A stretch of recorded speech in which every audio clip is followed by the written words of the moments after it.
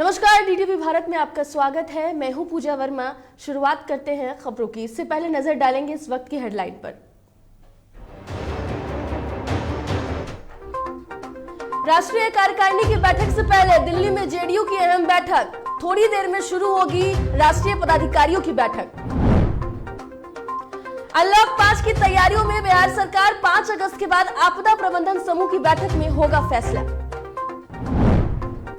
Unlock की तरफ बढ़ा झारखंड। 9वीं से 12वीं तक के खुलेंगे स्कूल। वीकेंड लॉकडाउन में भी राहत।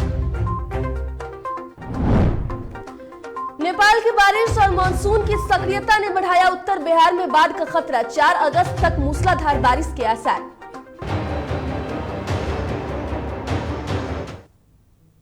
अब खबरें विस्तार से। दिल्ली में आज शाम होने वाली जेडीयू राष्ट्रीय कार्यकारिणी की बैठक के पहले आज सुबह अहम बैठक होने जा रही है। दिल्ली में सुबह 11 बजे से राष्ट्रीय पदाधिकारियों की बैठक शुरू होगी और इस बैठक में राष्ट्रीय कार्यकारिणी के एजेंडों पर चर्चा की जाएगी।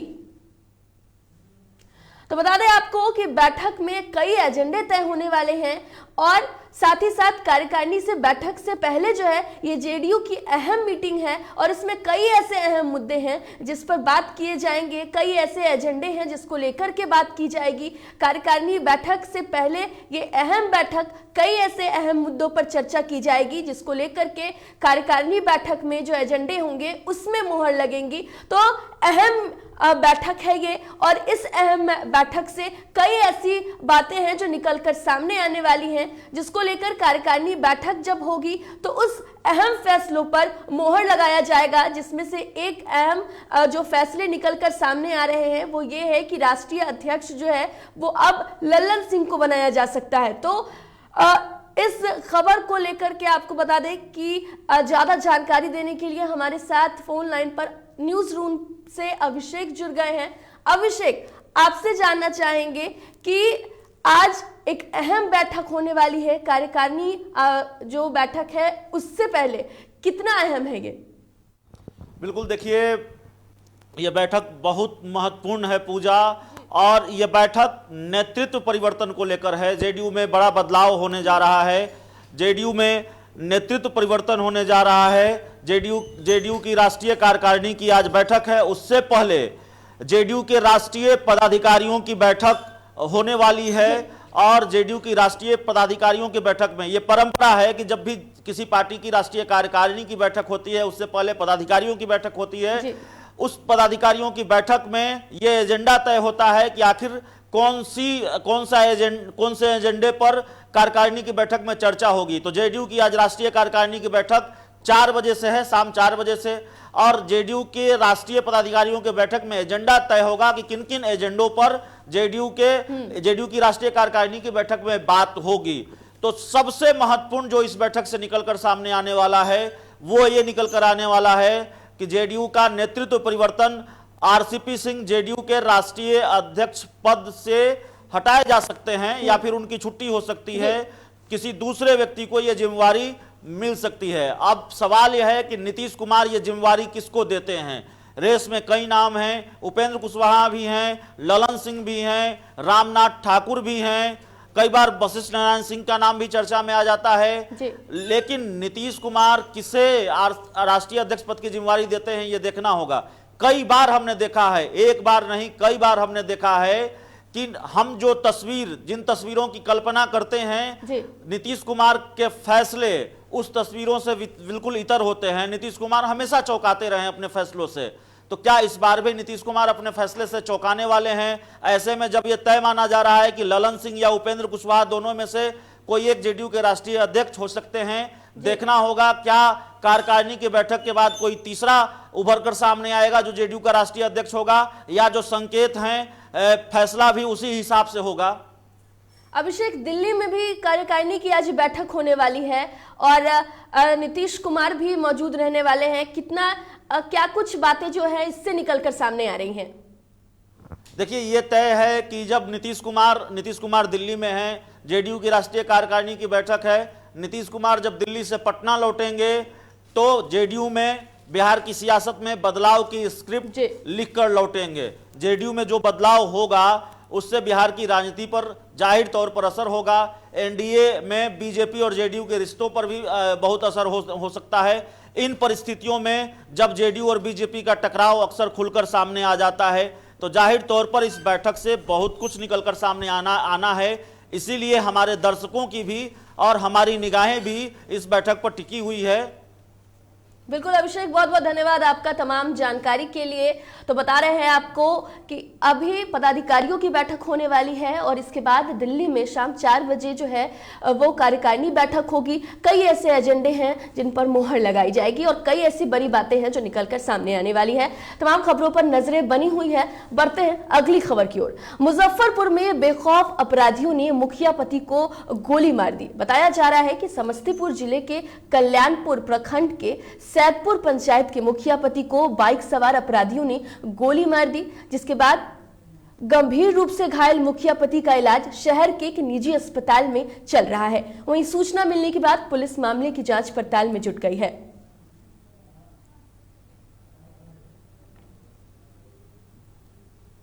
ताश खेल रहे थे रूम में, तो आया केवाड़ी खोला है और गोली मारने लगा तो केवाड़ी बंद कर दी है।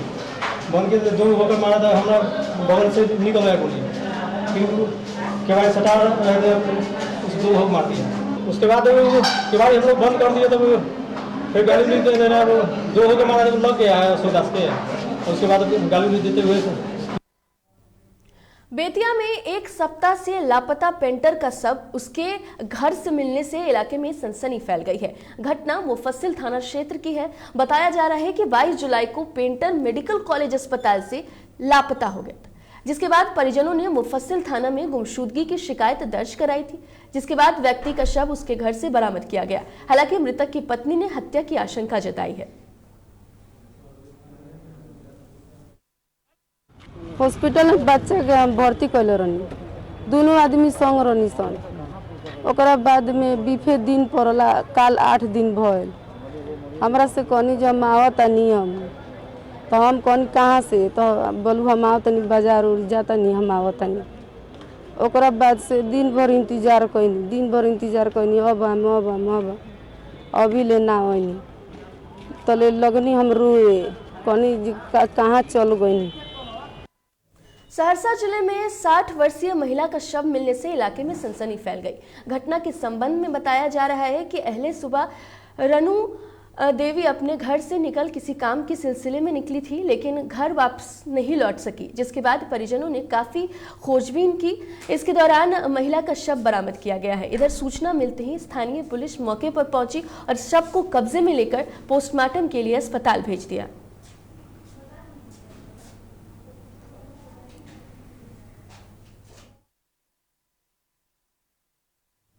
कैमूर के लहूरबारी गांव के समीप 11,000 वोल्टेज हाई टेंशन तार की चपेट में आने से एक युवक की मौत हो गई। वहीं दूसरा युवक सामान्य रूप से झुलस गया। घटना की जानकारी मिलते ही आनन फानन में लोगों ने दोनों युवक को अनुमंडलीय अस्पताल लाया, जहां अस्पताल के चिकित्सकों ने एक को मृत घोषित कर दिया।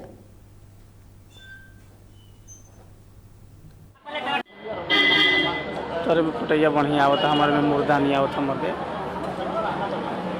मोबाइल दिवाते नहीं मदे मोबाइल तार गिर गया। बहुवरा चौक है, बहुवरा चौक पर ही बैठे थे मृतक जो है विपिन कुमार, पान की दुकान पर। तब तक ऊपर से लाइन गिर गया, ये तो मर गया और एक आदमी घायल है। पोस्टमार्टम के लिए पुलिस ले आया, ये पोस्टमार्टम के लिए जा रहा है रेफरल अस्पताल मोहनिया से भभुआ।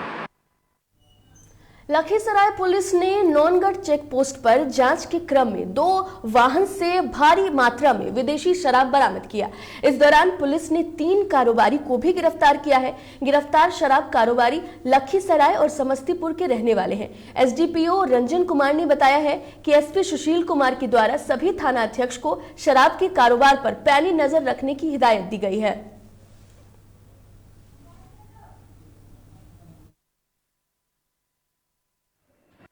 देश का टाइमिंग अवैध शराब की तस्करी को लेकर पुलिस अधीक्षक महोदय लखीसराय द्वारा जितने बॉर्डरिंग थाने हैं, जिसका बॉर्डर अदर स्टेट से लगता है, वहाँ चेक पोस्ट बनाकर लगातार चेकिंग कराया जा रहा है। उसी चेकिंग के दौरान कल 29 7/21 को शाम को 6 बजे और रात को 9 बजे 2 अलग अलग पिकअप वैन पकड़ा है।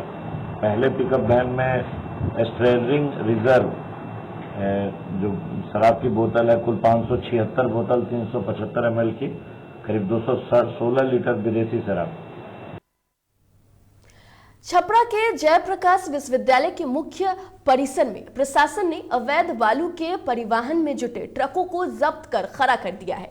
ट्रकों के विश्वविद्यालय परिसर में खड़ा किए जाने से विश्वविद्यालय पर ही खतरा उत्पन्न हो गया है। जेपी विश्वविद्यालय के कुल सचिव की माने तो बिना किसी की अनुमति के जिला प्रशासन ने बालू लदे ट्रकों को पकड़कर उन्हें विश्वविद्यालय के परिसर में खड़ा कर दिया है और ट्रक के ड्राइवर खलासी विद्यालय आने वाली छात्राओं पर टिप्पणी करते हैं और अश्लील गाने बजाते हैं।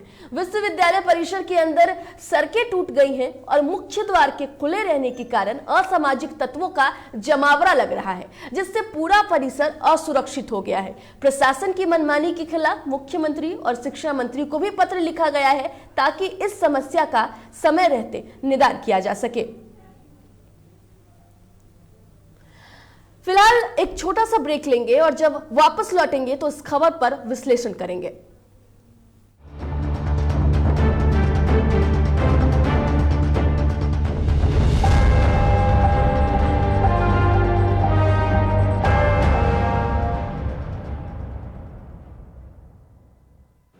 अश्लीलता से दूर, भक्ति से भरपूर, कान फोड़ू नहीं, मधुर वाणी, जिंदगी का सार, राम की कहानी, रामचरितमानस का संपूर्ण पाठ, सुबह और शाम 6:30 बजे देखिए रामायण, सिर्फ और सिर्फ DTV भारत पर। घर चाहिए, मकान चाहिए कि चाहिए दुकान, या फिर चाहिए जमीन जायदाद, वो भी बिना ब्रोकर, बिना कमीशन के, 100% लीगल। अधिक जानकारी के लिए देखिए हमारा खास कार्यक्रम बिल्डिंग बाजार।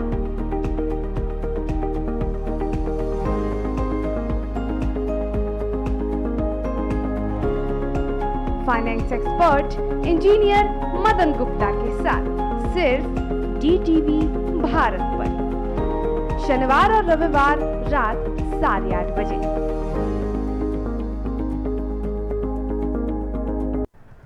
दादी, इतने सारे पापड़ बन गए, क्या करें?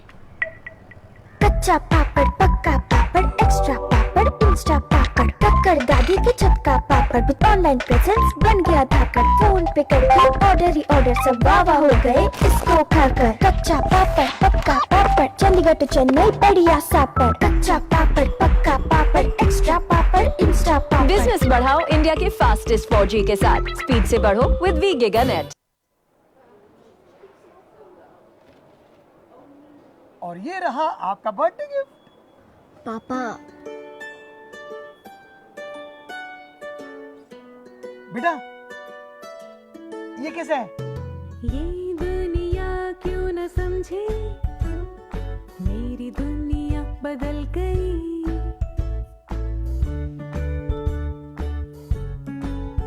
और ये देखो पीहू,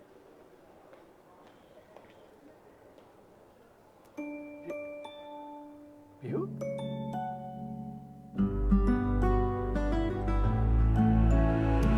गुड़ियों से खेलने वाली तेरी गुड़िया बड़ी हुई। बच्चे कब बड़े हो जाते हैं पता ही नहीं चलता। थोड़ा बड़प्पन दिखाइए। रहो सेफ सैनिटरी पैड से खुद को स्वस्थ और सुरक्षित रखने में इनका साथ निभाइए। सर छुट्टी चाहिए थी। क्यों? गांव के सारे घर कच्चे थे, बाढ़ में ढह गए। मेरा भी। Good morning sir. देखिए बुनियाद भी पक्की, आपका नया घर भी पक्का, सालों साल चलेगा सर। ठीक है, ले लो छुट्टी।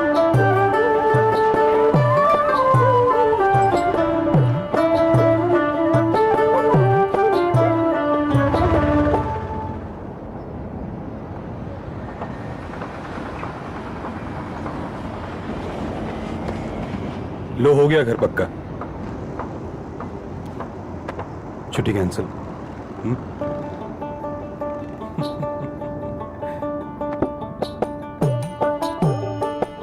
सच्ची खुशी वही होती है जिसकी बुनियाद दूसरों की खुशी में हो।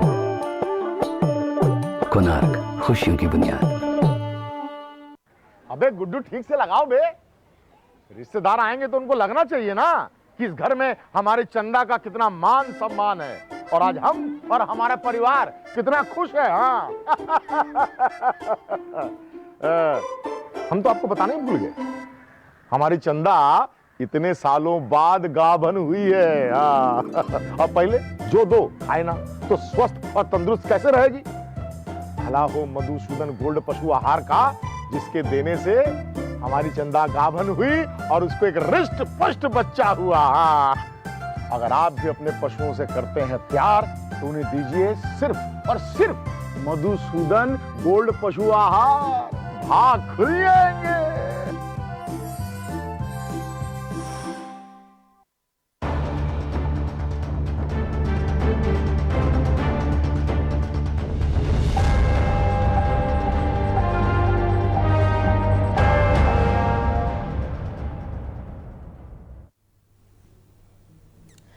तो बिल्कुल ब्रेक के बाद आपका स्वागत है। बात कर रहे थे छपरा की, जहां विश्वविद्यालय परिसर में प्रशासन ने अवैध बालू के परिवहन को जब्त किया। जब्त करने के बाद उस ट्रक को विश्वविद्यालय परिसर में ही रख दिया गया, जिसके बाद से छात्राओं को काफी परेशानी हो रही है। जब छात्राएं विश्वविद्यालय की तरफ जाती हैं तो उस वक्त जो ड्राइवर हैं, खलासी हैं, उनके द्वारा टिप्पणी की जाती है। ऐसे में उनकी सुरक्षा को लेकर भी सवाल खड़े हो गए हैं। और आपको यह भी बता दें कि विश्वविद्यालय परिसर के अंदर सड़कें टूट गई हैं और मुख्य द्वार के खुले रहने के कारण असामाजिक तत्वों का भी जमावड़ा देखने को मिल रहा है और जिससे पूरा परिसर असुरक्षित हो गया है। अब प्रशासन की मनमानी के खिलाफ मुख्यमंत्री और शिक्षा मंत्री को भी विश्वविद्यालय की तरफ से पत्र लिखा गया है और इस समस्या का समाधान करने की अपील की गई है, निदान निकालने को कहा गया है। तो इस खबर पर ज्यादा जानकारी के लिए छपरा से विपिन मिश्रा जुड़ गए हैं। विपिन, आपसे जानना चाहेंगे कि क्या कुछ पूरा मामला है? जी पूजा जी, ये पूरा मामला अवैध बालू को लेकर के जो चल रहा है, इसमें मुख्य जो मार्ग है छपरा की, उसमें डबल डेकर का काम चल रहा है, जिसको लेकर के साइड से ही विश्वविद्यालय के रास्ते से ही गोपालगंज या सिवान या अन्य रास्ते के लिए जो रोड चालू है रेलवे क्रॉसिंग के बाद, उसके बगल में ही जयप्रकाश विश्वविद्यालय है। तो पूरी व्यवस्था जो है ट्रक लगाने की उस साइड से की गई, जिससे आने जाने में इस कॉलेज खुल जाने के बाद परेशानियां हो रही है, जिसके बाद शिक्षा विभाग के द्वारा रिलीज कर दी गई है। अब प्रशासन इसकी व्यवस्था में लगी है, जल्द से ही जल्द यहाँ से हटा के उसको कहीं व्यवस्थित की जाए। लिख जाए। विपिन, जिस तरीके से ट्रक रास्ते में लगाया गया है, प्रशासन से क्या बात हुई है? उनकी तरफ से क्या कुछ बातें कही जा रही हैं? इनको कहीं व्यवस्थित ढंग से कहीं पे लगाने की बातें हो रही है, क्योंकि तत्काल ही जो राज्य सरकार के द्वारा खनन पे ये जो कार्रवाई की गई है जी, और जगह जगह से ट्रकों को बरामद किया गया है, उनको एक जगह साइड किया गया है सड़क किनारे, उसको जल्द ही जब्त करके और कहीं सुव्यवस्थित की जाएगी। बिल्कुल विपिन, तो धन्यवाद आपका तमाम जानकारी के लिए। ये जो तमाम ट्रक खड़े हैं उनको लेकर वहाँ पे विधि व्यवस्था गड़बड़ाने की बात भी सुन सकती है। नहीं, जैसे आपने ये जो संज्ञान में हमें लाया है, ये मामला मेरे संज्ञान में पूर्व से भी है और ये बात सही है कि चूंकि जगह की कमी है और थाना परिसर भी इनफैक्ट हमारा विश्वविद्यालय परिसर में ही है, तो जो बालू लदे ट्रक काफ़ी संख्या में पकड़े गए हैं और उनको लगाने की समस्या रहती है, क्योंकि अगर खुले में आप लगाएंगे तो हो सकता है कि उसको लेकर के चले जाए, इसलिए एक बाउंड्री वॉल वाला जगह हमें चाहिए। सिवान के एक वैक्सीन सेंटर पर जमकर बवाल हुआ। दरअसल घटना नगर थाना क्षेत्र के vaccination centre Ayurveda medical college सह अस्पताल की है, जहां वैक्सीन सेंटर पर वैक्सीन लेने को लेकर विवाद हुआ। विवाद इतना बढ़ गया कि डाटा एंट्री ऑपरेटर कर्मी और वैक्सीन लेने गई महिला के साथ जमकर मारपीट हुई। इस मारपीट में डाटा ऑपरेटर सहित कुल दोनों पक्षों से 3 लोग घायल हुए। वहीं इस घटना के बाद तीनों घायल जब इलाज कराने सिवान सदर अस्पताल अस्पताल पहुंचे, वहां भी जमकर बवाल हुआ और मारपीट हुआ। वहीं घटना की सूचना मिलते ही पुलिस सदर अस्पताल पहुंची और मामले की जांच में जुट गई। वहाँ पे हम अकेले डाटा ऑपरेटर है, अभी हम वेरीफाई कर रहे थे। लंच में एक और ऑपरेटर जो है साथ में, वो लंच के लिए गए थे। एक कर हम रैप करके आए लंच, तब तक हम देख रहे हैं काम। तो वो गए, तब तक वहाँ पे ये लेडीज जेंट्स का लाइन लगा हुआ था, बल्कि लेडीज का लाइन नहीं लगा हुआ था। और लेडीज वहाँ पे बहुत ज़्यादा भीड़ करती थी। सब एक साथ अगर विंडो खोले, एक साथ 10-10 हाथ अंदर करके और आधार कार्ड अपना वेरीफाई कराने के लिए दे रही थी लोग। गोपालगंज में बिहार राज्य मदरसा बोर्ड के अध्यक्ष अब्दुल कयूम अंसारी ने मुस्लिम समाज में कोरोना वैक्सीन को लेकर फैल रही भ्रम से बचाने के लिए मुस्लिम समाज के सभी वर्ग के लोगों को टीकाकरण अभियान के तहत कलेक्ट्रेट परिसर में हरी झंडी दिखाकर जागरूकता रथ यात्रा को रवाना किया। वहीं कार्यक्रम में मौजूद बुद्धिजीवियों और समाज सेवियों ने पहले से ही अपने जिले में टीकाकरण के लिए जिला प्रशासन के साथ मिलकर सहयोग कर रहे हैं। तमाम लोग जो सरकार के जरिए जो टीकाकरण अभियान चलाया गया है, टीका खुद लें और लोगों को टीका लेने के लिए बेदार करें, ताकि हम आने वाले दिनों में जो इस कोरोना वायरस की बीमारी से हम बचा सकें। और इस टीका लेने से हमारा इम्यूनिटी हाई होगा, हमारे ऊपर जो दोबारा जो कोरोना वायरस का अगर अटैक होता है तो बचेंगे। ये मंशा में पूरे गोपालगंज और पूरे बिहार के लोगों से अपील करना चाहते हैं। उत्तर बिहार में अगले 5 दिन तक मानसून के सक्रिय रहने की संभावना है। इस दौरान आसमान में मध्यम से घने बादल छाए रह सकते हैं।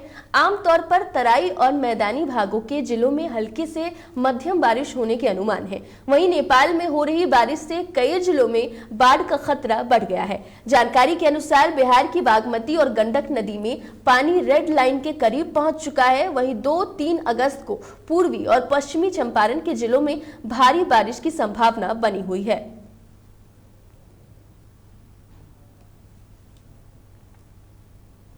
बिहार की राजधानी पटना समेत कई जिलों में हल्की सी बारिश होगी, जिससे लोगों को गर्मी और उमस से राहत मिलेगी। मौसम विभाग ने आने वाले 48 से 72 घंटों के अंदर बिहार के सभी जिलों में भारी बारिश की संभावना जताई है। मौसम विज्ञान केंद्र पटना ने लोगों को सतर्क रहने की भी सलाह दी है। तो मौसम विभाग ने अलर्ट जारी किया है और कई जिलों में भारी बारिश की संभावना जो है वो जताई जा रही है। मौसम विभाग ने लोगों से घरों में रहने को कहा है। आपको बताया कि कई दिनों से जो बारिश है वो हो रही है। कई ऐसे जिले हैं जहां बाढ़ की समस्या हो रही है, आम जनजीवन अस्त व्यस्त हो गया है। ऐसे में फिर से मौसम विभाग ने अलर्ट जारी किया है और लोगों से ऐसे मौसम में खास तौर पर घरों में रहने की ही सलाह दी जाती है। कोरोना की दूसरी लहर के बीच राज्य सरकार ने पहले लॉकडाउन किया और उसके बाद धीरे धीरे अनलॉक की प्रक्रिया शुरू हुई है। बिहार में अभी भी अनलॉक 4 लागू है। कई क्षेत्र में सरकार की तरफ से बंदिशें जारी हैं, लेकिन अब नीतीश सरकार ने अनलॉक 5 के लिए कवायद शुरू कर दी है।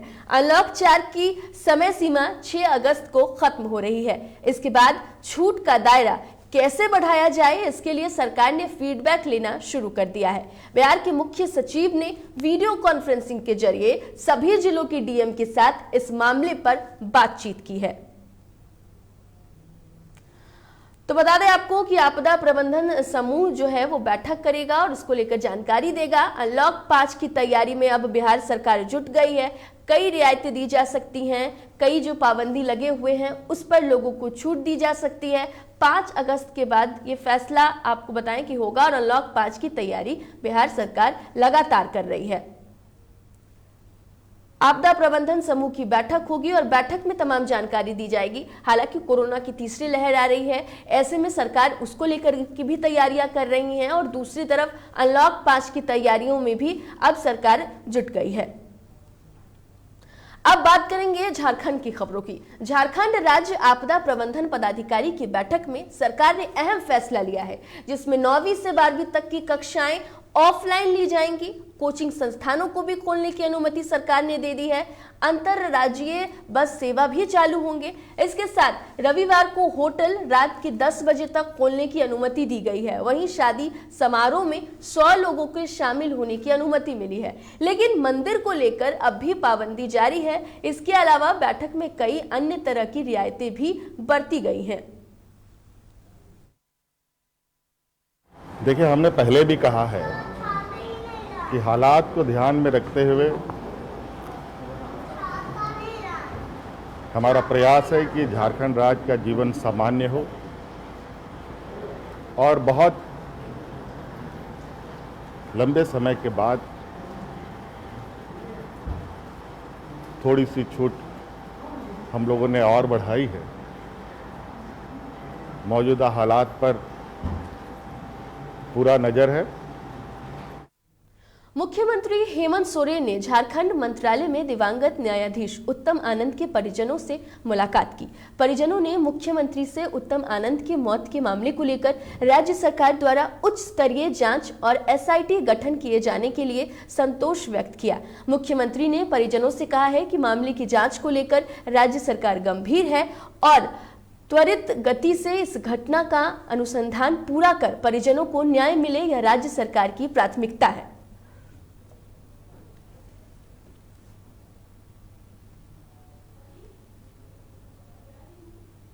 फिलहाल खबरों में इतना ही। बने रहे DTV भारत के साथ। मुझे दीजिए इजाजत। नमस्कार।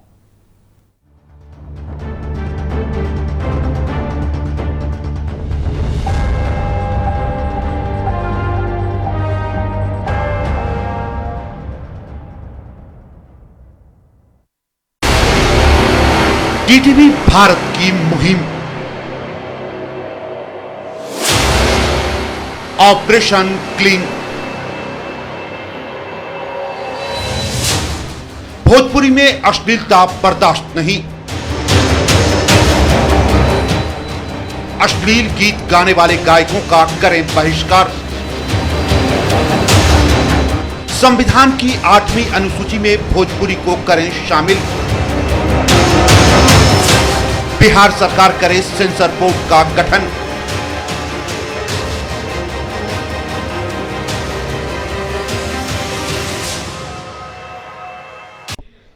घर चाहिए, मकान चाहिए कि चाहिए दुकान,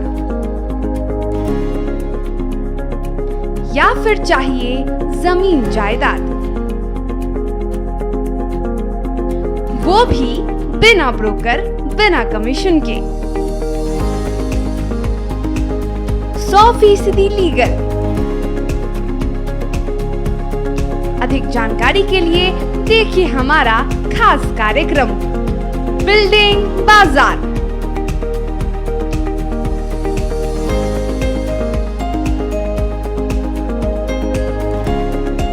finance expert engineer Madan Gupta के साथ सिर्फ DTV भारत पर, शनिवार और रविवार रात 8:30 बजे।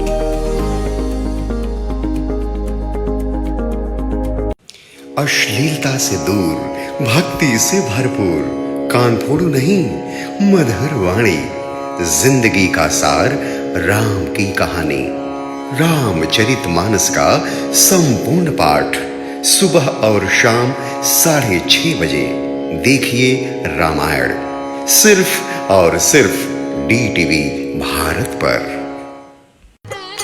ओम नमः शिवाय, ओम नमः शिवाय, हर